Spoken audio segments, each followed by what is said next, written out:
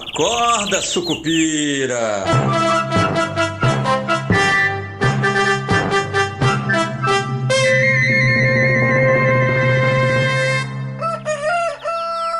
Bom dia, pessoal. Sejam todos bem-vindos, sejam todas bem-vindas. Eu sou Rodrigo Oliveira e esse é o nosso Acorda Sucupira do dia 26 de novembro de 2024, terça-feira. Olha só, hoje vamos falar um pouquinho de novo, né, sobre o pacote de corte de gastos que nunca sai e por que isso agora se tornou um problemaço para o governo em função da reação do que pode ser a reação do mercado. Vamos falar também sobre o IPCA 15, que sai daqui a pouquinho, o boicote dos frigoríficos brasileiros ao Carrefour e também sobre o Trump e a economia norte-americana, porque tem bastante coisa acontecendo por lá antes da posse aí do Trump no comecinho de janeiro.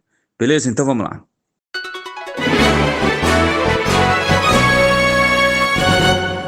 Bom, iniciando aqui com o pacote de corte de gastos, ontem a ministra do Planejamento, Simone Tebet, falou que, olha, deve sair esta semana o pacote de corte de gastos, mas amanhã eu acho difícil. Vocês vão lembrar que o Fernando Haddad tinha prometido para segunda ou terça-feira a apresentação do pacote de corte de gastos.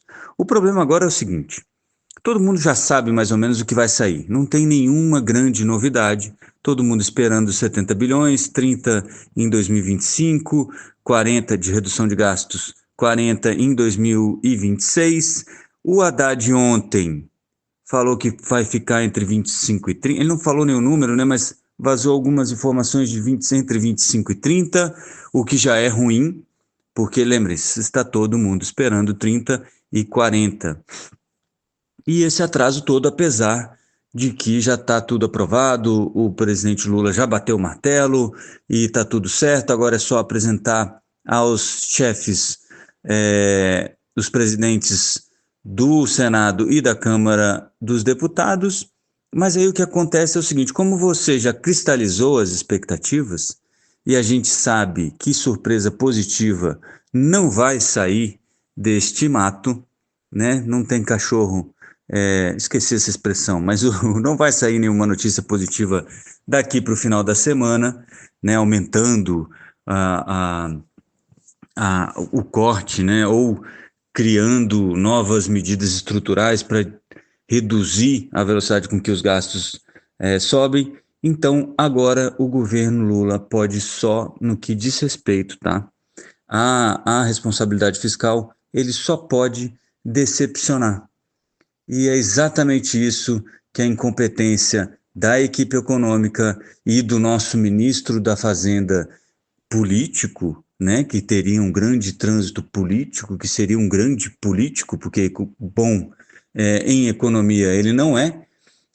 Então, acabou que se enrolou tanto, isso sem sair do governo, hein? Só internamente.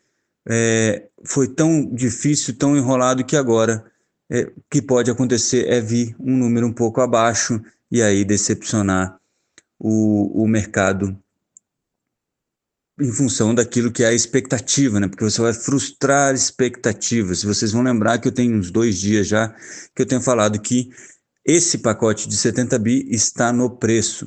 Então a expectativa agora é que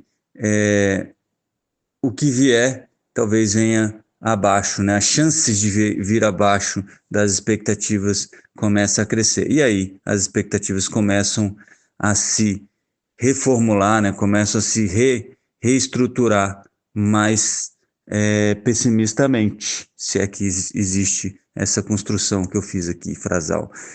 Mas de qualquer maneira, o que a gente tem hoje é uma chance muito maior de decepcionar do que de cumprir as expectativas. E aí você olha lá aquelas opções de Copom da B3, que são umas opções onde o mercado praticamente aposta no que vai acontecer na próxima reunião do Copom, do Comitê de Política Monetária do Banco Central, que será dia 10 e 11 de dezembro, então daqui a 2 semanas, e as chances de um aumento, né, de uma elevação na taxa básica de juros, a Selic, em 0,75 ponto percentual. Agora, as probabilidades, as chances estão em 65% contra 23,5% de um aumento de 0,50 ponto percentual. Então, quer dizer, já tem uma piora naquilo que vai se esperar. Inclusive, só porque eu falei de Copom aqui, vale ressaltar que Gabriel Galípolo ontem acompanhou a reunião com o Lula, provavelmente para tratar de qual seria a reação do mercado em função dos cortes, né?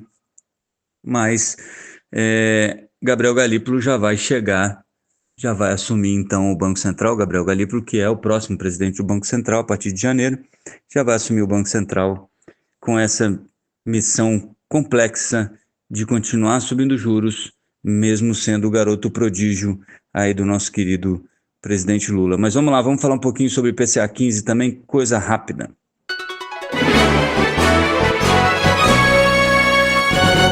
Olha só, sai daqui a pouquinho às 9 horas o IPCA 15, a expectativa do mercado é de alta de 0,5% no mês contra mês, que deve levar aí o anual para acima da meta de 4,5%, contra 0,54% de outubro, né? A expectativa do mercado é que os efeitos da redução da tarifa de energia elétrica, né, que passou da bandeira tarifária de vermelha 2 para amarela, seja sentida mais fortemente só no IPCA cheio de novembro, porque esse IPCA 15, para quem não lembra, outro dia até vi na televisão alguém falando que IPCA 15 são os 15 primeiros dias. Não é isso, gente. Ele é do dia 16 do mês anterior até o dia 15 do mês corrente. Então, a expectativa é que o efeito deflacionário dessa redução da bandeira tarifária na inflação seja sentido mais fortemente, obviamente, em dezembro, porque aí vai pegar, na leitura de novembro, que vai pegar o mês completo, tá bom? Além disso, carne e peixe, né, alimentos ainda continuam pressionando a inflação para cima, então ainda temos uma inflação que está em descompasso com aquilo que a gente gostaria que fosse. Beleza? Vamos falar aqui rapidinho sobre o Carrefour?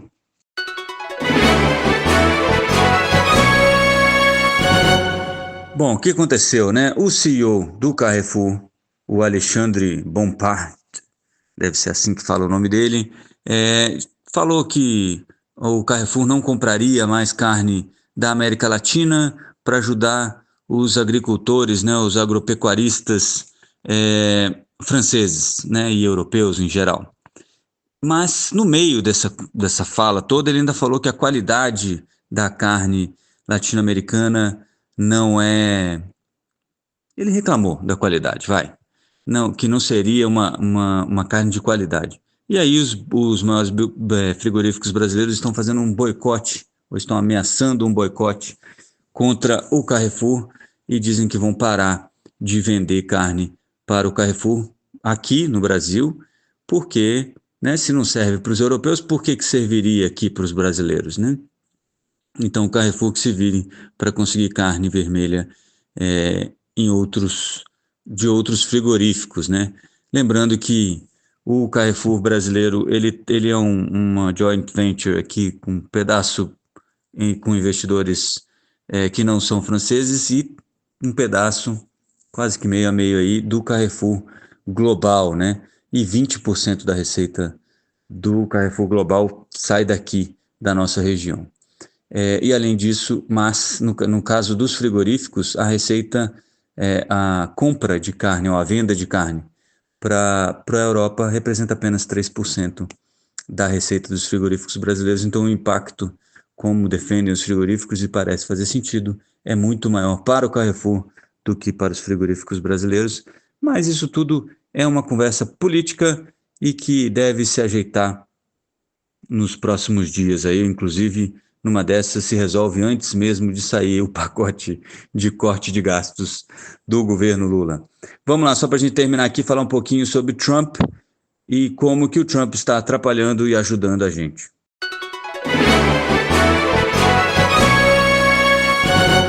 Muito bem, Donald Trump então toma posse no comecinho de janeiro do ano que vem nos Estados Unidos, mas obviamente já está aí falando e escolhendo ministros e secretários.